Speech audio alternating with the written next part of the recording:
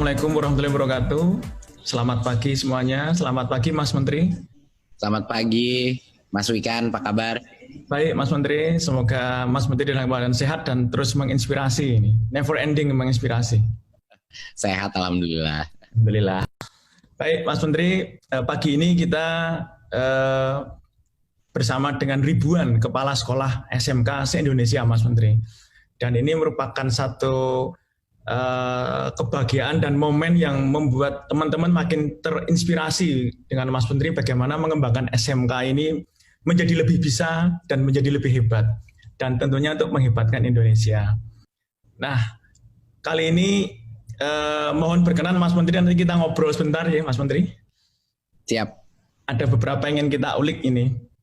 Baik, Ibu dan Bapak semuanya, kali ini kita bersama Mas Menteri untuk ngobrol dan moga-moga kita bisa menangkap esensi dan mengekstrak semangat-semangat Merdeka Belajar yang nanti disampaikan Mas Menteri dikontekstualisasikan dengan pengembangan SMK. Mas Menteri, mungkin kita masih ingat ya Mas Menteri ketika kita diskusi dulu tentang link and match untuk pendidikan vokasi kita dengan industri dan dunia kerja. Waktu itu saya ingat Mas Menteri mencetuskan tiba-tiba aja nih istilah pernikahan massal, vokasi dengan dunia usaha dan dunia industri. Nah, apa sih yang pada waktu terpikirkan oleh Mas Menteri sehingga muncul tercetus istilah ini dan sekarang menjadi viral nih? Iya, saya menggunakan analogi pernikahan itu karena menurut saya itu yang paling cocok. Karena yang saya lihat selama ini itu banyak sekali ya cuman mungkin kencan-kencanan lah Mas Wikan. Gitu, jadinya cuman PDKT saja atau mungkin formalitas saja gitu, pergi kencan, tapi belum ada yang benar-benar bernikah. Nah, maksudnya apa kan? Kalau analogi pernikahan itu adalah suatu komitmen kan, suatu janji bahwa kita akan bersama-sama kalau bisa selama-lamanya, iya kan? Atau untuk masa waktu yang sangat panjang gitu. Dan kenapa kita bernikah? Kita bernikah juga untuk berkeluarga, iya kan? Untuk menghasilkan anak-anak generasi masa depan gitu. Jadi menurut saya pernikahan massal ini analogi yang tepat Mas Wikan, karena itu menunjukkan komitmen yang permanen gitu loh. Karena nggak ada yang namanya vokasi kalau tidak praktisinya, kurikulumnya, seluruh pola belajarnya itu mengikuti industri, ya itu namanya vokasi, baru bisa dibilang vokasi gitu. Jadi kita harus bernikah dan beranak, Mas Wikan. Jangan cuma kencan-kencan aja, jangan cuma MOU aja gitu loh. Exactly Mas Menteri, ya.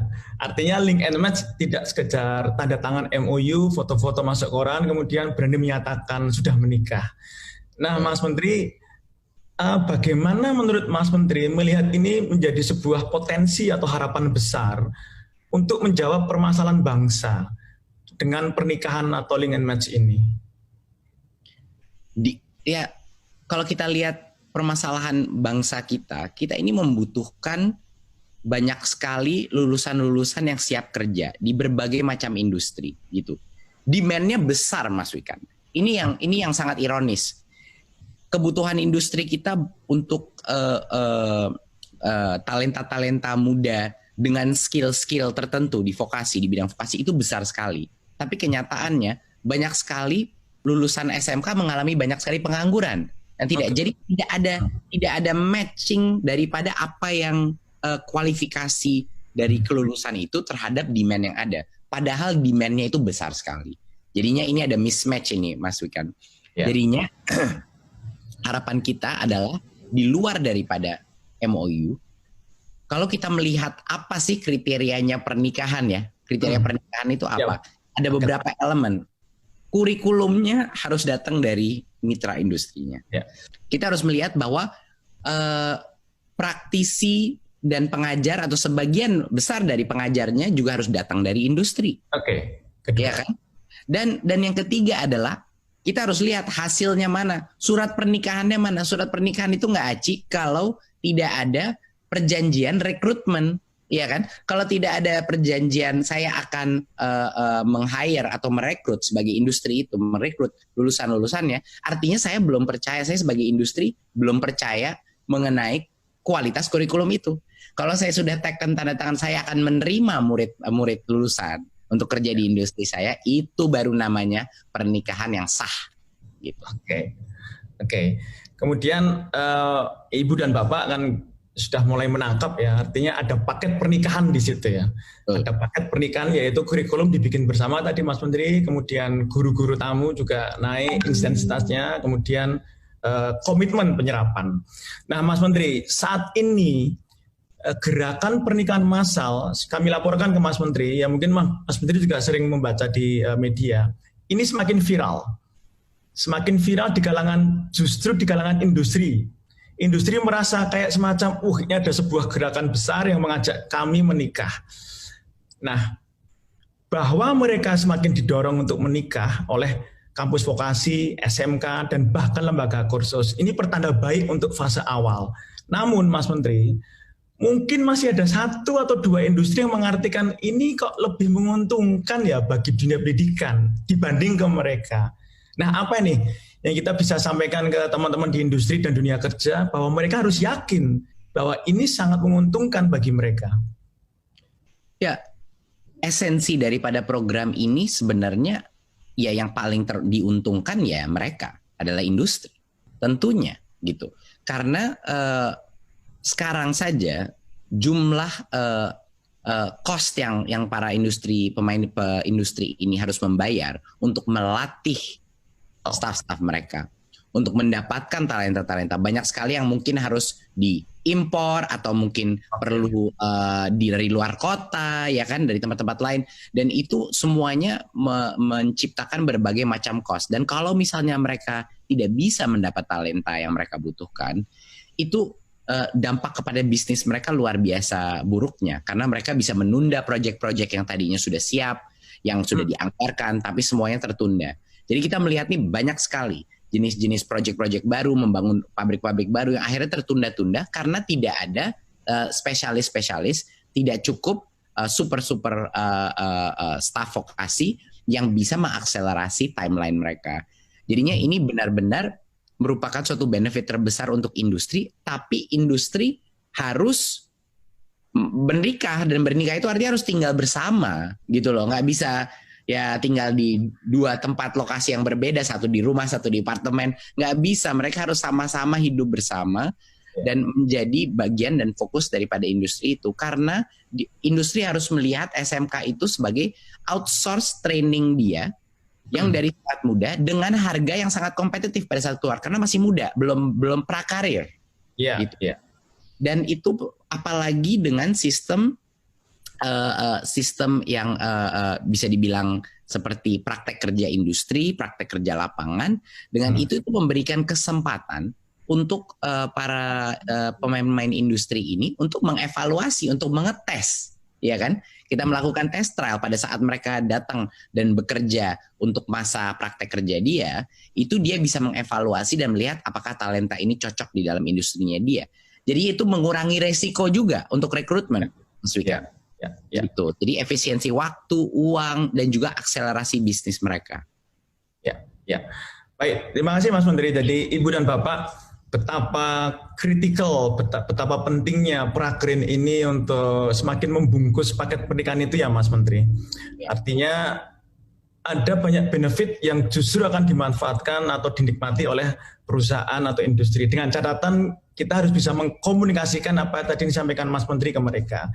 Nah Mas Menteri, ini Ibu dan Bapak kepala sekolah dan guru-guru SMK, kan kita berharap mereka menjadi kepala sekolah penggerak, guru-guru penggerak yang juga di arena vokasi. Nah, adakah beberapa tips-tips spesial dari Mas Menteri? Mungkin yang sedikit nakal-nakal dikit tapi kreatif mungkin, untuk mereka mampu ngajak kenalan, ngajak pacaran, ngajak menikah, industri dan dunia kerja dengan SMK mereka. Ini kira-kira ada tips dari Mas Menteri apa nih Mas? Iya, kepala sekolah SMK itu mungkin sedikit berbeda ya daripada kepala sekolah biasa. Karena di dalam lingkungan sekolahnya bukan hanya ada sekolah, ada mini industri di dalam unit pendidikan dia. Teaching factory, Mas. Betul, teaching factory. Jadi itu kayak ada mini bisnis di dalam lingkungan unit pendidikan, dan itu adalah cara dia melatih murid-muridnya dengan cara yang paling praktis dan relevan dan dengan industri. Jadi kepala sekolah SMK itu ada dua role yang harus dia gabungkan. Dia harus menjadi kepala pedagogi pendidikan itu, tapi dia juga harus menjadi CEO daripada mini bisnis di dalam SMK dia juga. Jadinya karakteristik yang sangat penting untuk kepala SMK adalah kewirausahaan yang sangat berani dan kuat gitu. Jadinya dia selalu mencari jago-jago mencari calon-calon suami istri ya, calon-calon pernikahan harus jago mencari. Betul. Harus sering berkencan biar dapat yang jodohnya yang cocok gitu kan. Ya. Mungkin pacarannya bisa banyak ya Mas Menteri ya? Kenapa? Pacarannya bisa banyak dengan banyak industri pacarannya. Iya, pacarannya banyak, tapi nanti sebaiknya kalau bernikah sama satu aja gitu, atau biar fokus juga, nanti ribet kalau terlalu banyak. Tapi juga yang penting adalah punya jiwa entrepreneurial, berani mengambil resiko, ya, dan juga punya memaintain hubungan baik dengan industri-industri. Jadinya harus ada jago jualannya, jago pitchingnya, harus ada punya jiwa entrepreneur bahwa kalau teaching factory itu tidak sukses menciptakan produk atau layanan yang memang bisa dijual di pasar yang real, berarti itu kan bukan pelatihan yang real juga gitu. Jadi dia harus bisa mensukseskan mini bisnis di dalam sekolahnya dia juga gitu. Jadi setengah CEO, setengah kepala pedagogi gitu. Bahkan sampai ke kurikulum pun juga entrepreneurial base itu juga harus masuk ke sana ya Mas Menteri ya. Baik, ini saya pengen kembali lagi Mas Menteri ke paket pernikahan minimal. Tadi Mas Menteri menyebutkan ada kurikulum, ada guru tamu, kemudian ada prakrin yang menjadi concern yang menguatkan soft skill tadi yang Mas Menteri sampaikan, kemudian komitmen kuat serapan lulusan. Mungkin masih ada lagi nggak Mas Menteri di lain paket, di luar paket-paket itu yang mungkin membuat pernikahan ini semakin lebih meaningful ya? Ya, kalau menurut saya tadi yang paling mengesahkan tadi komitmen kuat untuk menyerap lulusannya. Itu adalah bukti paling kuat kalau menurut saya dari semua bahwa itu komitmen yang kuat. Tapi ada berbagai macam lain. Contohnya program beasiswa atau ikatan dinas bagi siswa itu pun juga merupakan suatu paket pernikahan ya, di mana industri itu memperkenalkan teknologi dan proses kerja industri ya kepada para guru sertifikasi kompetensi gitu ya. Itu bagi lulusan diberikan oleh pihak industri. Lalu juga sertifikasi kompetensi, misalnya lulusan itu diberikan sertifikasi kompetensi oleh industri mitra mereka. Gitu. Itu adalah salah satu hal karena artinya brandnya industri itu dia mempercayai diberikan kepada murid-murid lulusan karena dia percaya dengan program itu. Dan tentunya joint research project juga salah satu paket pernikahan, product development, riset terapan. Itu juga merupakan suatu contoh paket pernikahan. Yang tadi disampaikan Mas Menteri sebagai mini production unit di dalam SMK tadi ya untuk joint research ya. Betul.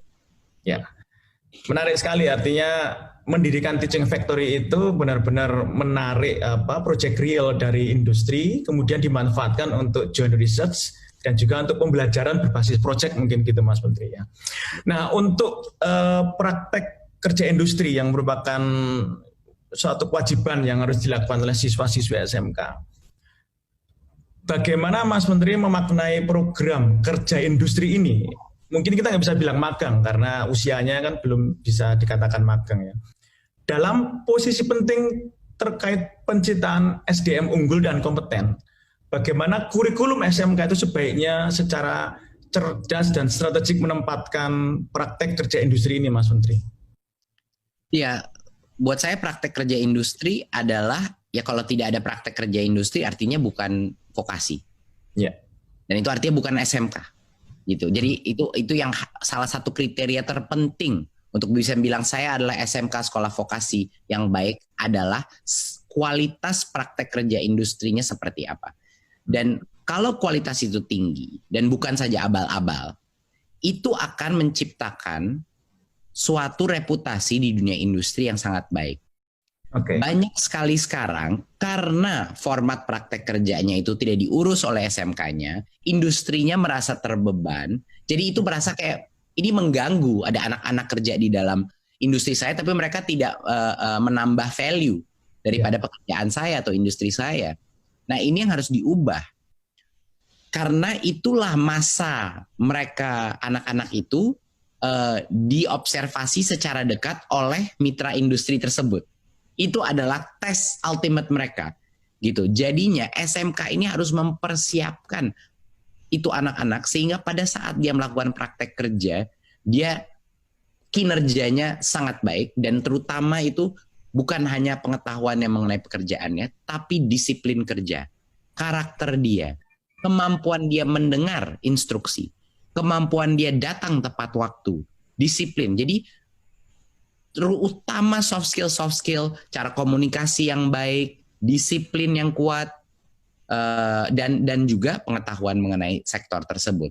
Tapi menurut saya ini salah satu hal yang alasan kenapa banyak industri suka malas melakukan pernikahan ini, karena pada saat anaknya datang kepada industri dia, bukan cuma kinerjanya, tapi attitude atau mindsetnya tidak profesional. Oke. Jadi artinya kompetensi yang harus ditanamkan dalam anak SMK itu tidak hanya hard skill, soft skill, tapi harus dibungkus dengan attitude tadi itu ya Mas Menteri. Betul. Hard skill, soft skill, dan attitude, dan karakter kesiapan bekerja. Nah, ini memang Ibu dan Bapak kepala sekolah SMK, Prakrin ini harus menjadi perhatian yang harus kita terus tingkatkan ya, sehingga kualitasnya akan lebih baik, dan kita siapkan sebelum Prakrin anak-anak itu ya memang sudah dengan kurikulum yang sudah dinikahkan tadi. Baik Mas Menteri, masih ada 1-2 pertanyaan mungkin kalau masih ada waktu nih Mas Menteri. Ini kita lebih melihat bagaimana future-nya ya. Kita melihat bagaimana visi, dan kita ingin melihat seperti apa yang kita ingin lihat di 5 tahun ke depan. Pendidikan vokasi Indonesia akan seperti apa ketika tadi yang disampaikan Mas Menteri tadi itu somehow sudah kita lakukan again and again. Bagaimana Mas Menteri melihat satu optimisme harapan 5 tahun ke depan ini Mas Menteri?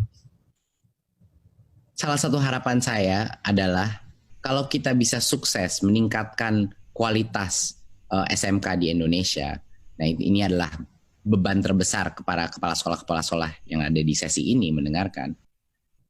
Saya harapannya melihat bahwa dalam 5 tahun ke depan ini, anak-anak SMP akan berlomba-lomba untuk bisa masuk SMK terbaik. Ya. Bukan hanya sekarang semuanya kepengen masuk SMA negeri yang terbaik.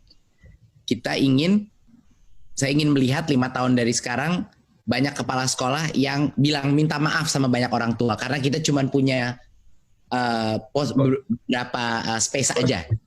Saya ingin melihat itu bahwa para antre anak-anak SMP terbaik itu antrean untuk bisa masuk SMK terbaik. Itu saya bermimpi itu bisa terjadi. Saya bermimpi juga pada saat anak-anak SMK yang terbaik bisa mendapatkan program-program terakselerasi sehingga dalam waktu yang jauh lebih pendek dia bisa juga mendapatkan D2 ataupun diploma, ataupun dengan cara yang terakselerasi bisa mendapatkan D4.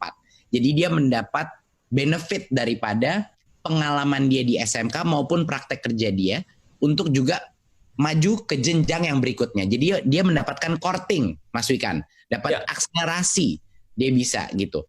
Itu aja harapan saya untuk menguatkan value proposition daripada SMK. Jadinya SMK itu ada benefit bukan hanya pelatihan vokasi, tapi juga dia bisa mendapatkan degree jenjang berikutnya beserta kerjasama dengan politeknik ataupun fakultas vokasi lainnya, sehingga dia bisa mendapatkan accelerated fast track degree itu. Saya juga bermimpi bahwa sekolah-sekolah SMK dan politeknik kita di Indonesia itu setara dengan yang terbaik di dunia, setara dengan yang terbaik di Eropa, di Germany, di Jerman, di Australia dan lain-lain. Karena menurut saya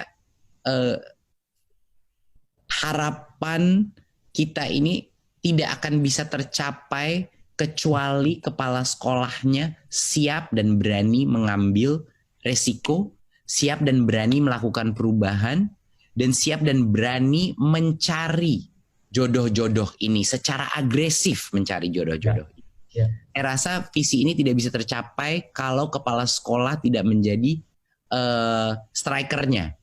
Oke. Strikernya itu ya kepala sekolah ini. Jadinya harapan kami adalah ini bisa terlaksana dan ini harapannya ini menjadi suatu turning point ya Mas Wikan, turning point bagi industri pendidikan, bukan industri tapi buat sektor pendidikan vokasi kita yang selama ini potensinya jauh lebih besar daripada pencapaiannya saat ini. Oke. Mas Wikan. Ya, menarik sekali Mas Menteri, Ibu dan Bapak. Itu tadi harapan Mas Menteri. Tapi saya mungkin masih melihatnya itu sebagai visi besar seorang Mas Menteri, Mas Nadiem ya. Harapan itu akan menjadi tantangan buat kita semua Ibu dan Bapak. Dan Ibu dan Bapak adalah striker. Kalau perlu total football, kadang-kadang bisa jadi back kemudian langsung ke depan menjadi striker dan menciptakan gol itu ya Mas Menteri ya. Menarik sekali. Ibu dan Bapak, mungkin Mas Menteri ada hal yang mau disampaikan lagi Mas Menteri? Saya rasa itu aja. Cuma ingin mengucapkan terima kasih kepada Mas Wikan sama terima kasih kepada kepala sekolah yang sudah mengikuti acara ini. Mari kita semangat meningkatkan potensi sekolah SMK senasional Indonesia. Terima kasih. Wassalamualaikum warahmatullahi wabarakatuh. Waalaikumsalam warahmatullahi wabarakatuh. Mohon tepuk tangan untuk Mas Menteri dan kita semua. Dan insya Allah ini akan menjadi doa yang akan terwujud cepat dan akan menjadi kekuatan untuk Indonesia. Terima kasih Mas Menteri. Dan mungkin sedikit kami laporkan Mas Menteri, sekitar 2 minggu yang lalu kita sudah pernah merilis gerakan pernikahan massal untuk perguruan tinggi vokasi. Dan dalam 2 minggu ini Mas Menteri, ada sekitar 200 proposal Mas Menteri yang sudah masuk dari prodi-prodi di perguruan tinggi vokasi. Artinya apa? Prodi-prodi itu minimal sudah punya calon pacar, atau sudah punya pacar, atau malah diam-diam sudah menikah. Dan itu yang didaftarkan ke program kita. Artinya respon industri alhamdulillah Mas Menteri cukup positif. Insya Allah nanti SMK akan lebih positif lagi nanti. Setelah mungkin mendengarkan Mas Menteri menyampaikan visi dan arahannya. Terima kasih Mas Menteri. Dan begini Ibu dan Bapak, kita doakan semoga kita semua sehat dan khususnya Mas Menteri juga selalu dalam keadaan sehat dan terus menginspirasi. Terima kasih untuk waktu saya kembalikan kepada pembicara. Terima kasih. Assalamualaikum warahmatullahi wabarakatuh. Cincin belian untuk kekasih. Cukup sekian. Terima kasih.